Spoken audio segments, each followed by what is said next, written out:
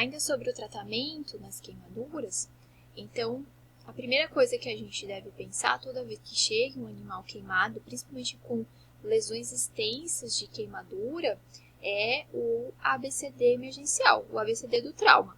Então, lembrar sempre de avaliar o paciente antes de tudo, antes de você pensar em debridar, em avaliar o grau de extensão da queimadura, né?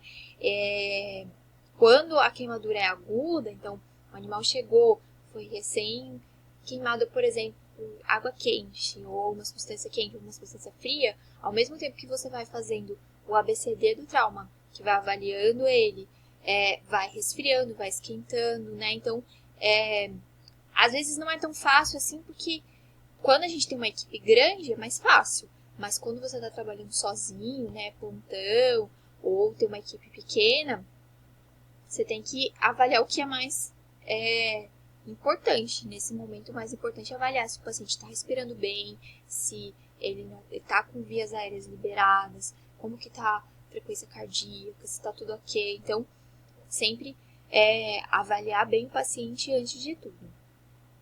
A fluidoterapia é muito importante, ela deve ser instituída no momento que o animal chega, no momento que o paciente dá entrada, deve ser feita a fluidoterapia e não deve ser negligenciada, porque o grau de desidratação, a perda eletrolítica do paciente é muito alta em queimaduras.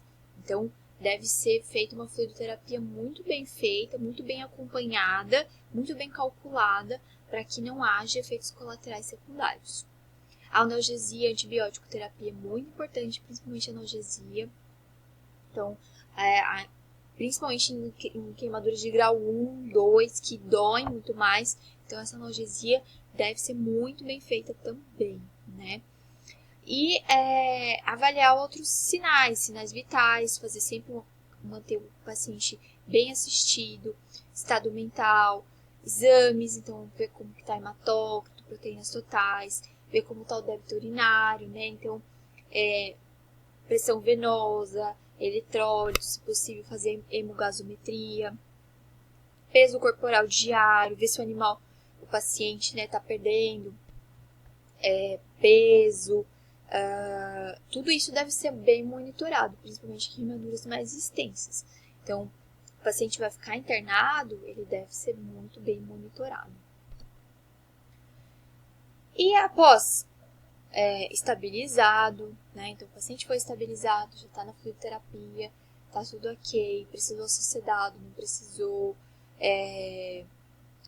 precisou fazer alguma manobra, né? Se chegou com bradicardia, arritmia, então tudo isso foi estabilizado, a gente passa para o tratamento da queimadura em si, né? Então, foi já lavado com água fria e água quente, retirado substância química, né? Então, eu vou fazer o quê?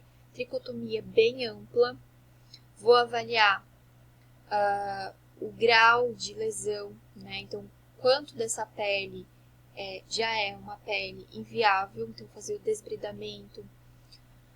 Cuidar muito com lesões por radiação no desbridamento, porque elas tendem a ter uma cicatrização muito pior comparada a qualquer outro tipo de queimadura.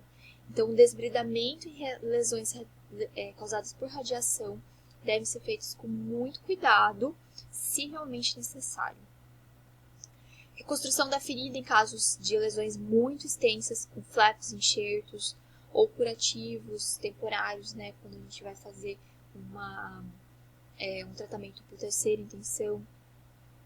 E avaliar o grau de acometimento. Então, aquela formulazinha que eu falei para vocês, que tem nos livros, tem nos trabalhos, para avaliar o grau de acometimento da extensão da superfície corporal que foi acometida e ver como vai ser o seu tratamento. Então, se for menos de 15%, eu vou ter que dar um suporte mínimo para o paciente. Se for mais de 15%, eu já tenho que dar um suporte emergencial. Talvez uma UTI ou um tratamento muito mais intensivo e um acompanhamento mais intensivo do paciente, porque o risco de óbito já é maior. Quando é mais de 50%, o risco de óbito é iminente, é muito maior, e em alguns casos deve-se considerar eutanásia. tá? Então, aquele paciente que tem uma lesão muito grande, né, 70%, 80% do corpo com queimadura, a gente deve considerar se realmente há chances de recuperação desse paciente, tá? Tanto por qualidade de vida, quanto de procedimento, que às vezes ele vai ter que ser submetido, enxerto, se tem como fazer enxerto, né? Então, tem que avaliar muito bem, e isso deve ser muito bem conversado com o tutor, quando eu tenho mais de 50% da superfície corporal afetada. E aí, sobre os curativos. Então, eu trouxe aqui várias opções de curativos.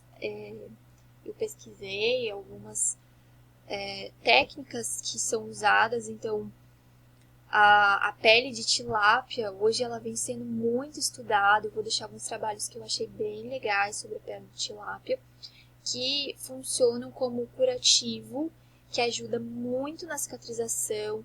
Ele não precisa ser trocado diariamente, então isso é uma vantagem, traz menos dor para o paciente, ajuda muito nessa cicatrização, esse processo de granulação, estimulação angiogênica da pele. Então é muito, muito legal a pele de tilápia, vale a pena estudar um pouquinho mais, e se um dia precisar você usar como opção de curativo e tiver acesso, é uma boa opção.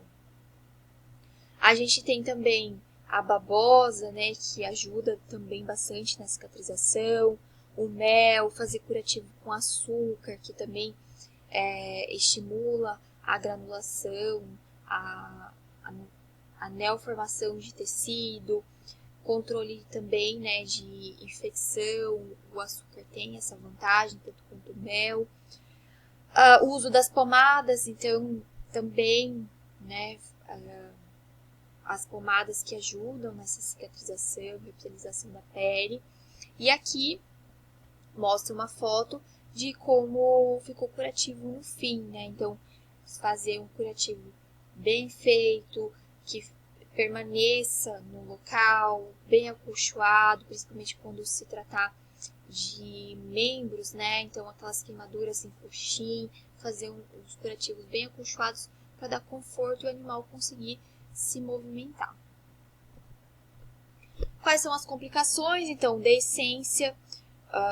Quando você tem uma lesão grande, que você consegue debridar e fazer algum enxerto ou unir as bordas da lesão, as chances de decência são altas, né, quando tem extensões muito grandes, porque mesmo você realizando todo o procedimento, às vezes a queimadura ela pode ser progressiva, então mesmo você vai lá, lava, debrida, tira todo aquele tecido, fecha, de 2, 3 dias a ferida abre, porque ainda teve uma progressão dessa lesão tecidual. A não cicatrização, então, cuidado com a radiação, queimadura por radiação, ela tem um retardo nessa cicatrização, às vezes não cicatriza, né? Então tem que tomar muito cuidado no debridamento, desbridamento.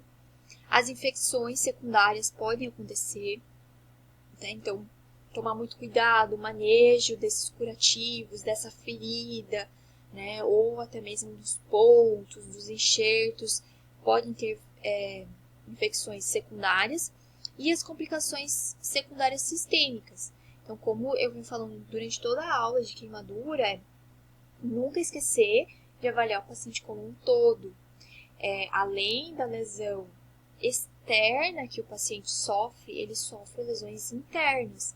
Então, monitorar com exames, monitorar débito urinário, como que está o coração, como que está as funções, né, principalmente exame bioquímico, se tem hemogasometria fazer, hemogasometria seriada. Então, isso tudo deve ser muito bem acompanhado para evitar que tenha essas complicações secundárias sistêmicas. E não esquecer da fluidoterapia. Então, super, super, super importante hidratar muito bem esse paciente para evitar até mesmo que essas complicações secundárias causadas pela desidratação intensa venham a acontecer no seu paciente. Seria mais ou menos isso sobre queimaduras, tá? É um assunto um pouquinho mais extenso, mas eu tentei dar uma resumida para facilitar o estudo de vocês.